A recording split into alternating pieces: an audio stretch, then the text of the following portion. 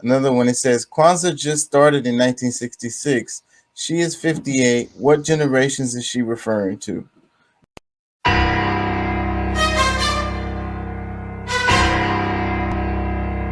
Comment, it says this is embarrassing. Let me read bro. this. It says worker cooperative. A worker cooperative is a cooperative owned and self managed by its workers. This control may mean a firm where every worker owner participates in decision making in a democratic fashion, or it may refer to one in which management is elected by every worker owner who each have one vote. I hate the whole idea. Like, what? Democracy, really?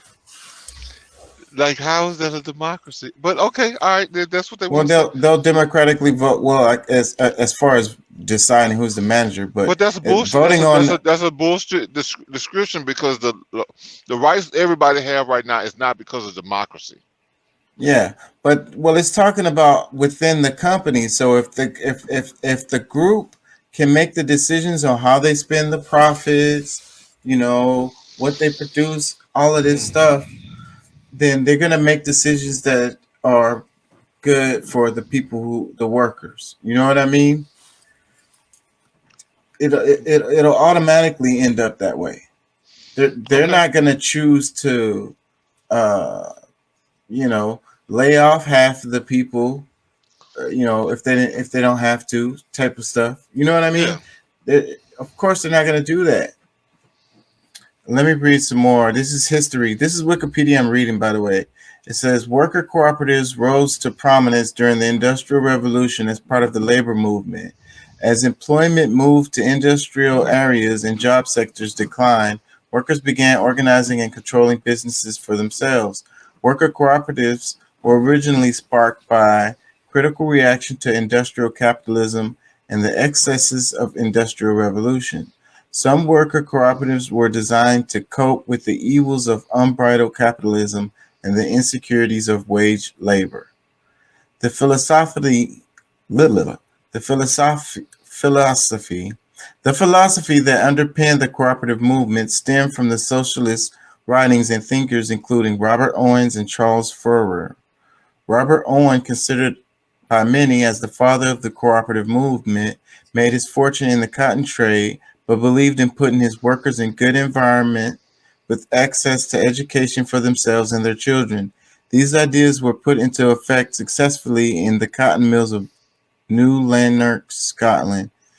And it was here that the first cooperative store was opened. Spurred by the success of this, he had the idea of forming villages of cooperation, where workers would drag themselves out of poverty by growing their own food, making their own clothes, and ultimately becoming self governing. He tried to form such communities in Orbiston in Scotland and in New Harmony, Indiana, in the United States of America, but both communities failed. Similar early experiments were made in the early 19th century, and by 1830 there were several hundred cooperatives. Dr. William King made owners' ideas more workable and practical.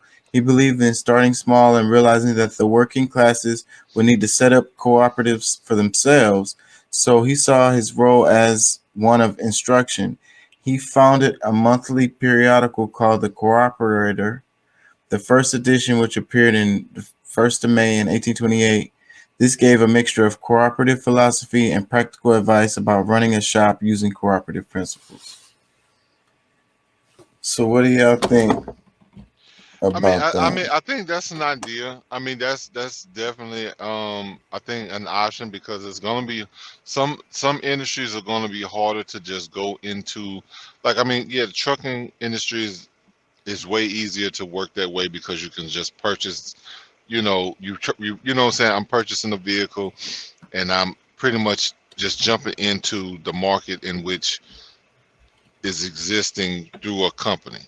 So I mean, I think a lot of that can still work in a lot of areas, but I think that us, because it would be a process to change it. but it's got to be a lot of things that we have to decide for ourselves. Because I mean, it's because I mean that, and that's really what it's going to be. It's going to be policies that's going to change that allows people to have more, you know, more meat in the game. You know, like if you really want to, you know, if you're going to work and make money, because you should have the option. If you don't want to work, okay, don't work. People should have that option. But in certain instances, the way the government is going to be set up, you're not going to have a choice. Like the only way, like you don't have hands or feet or something.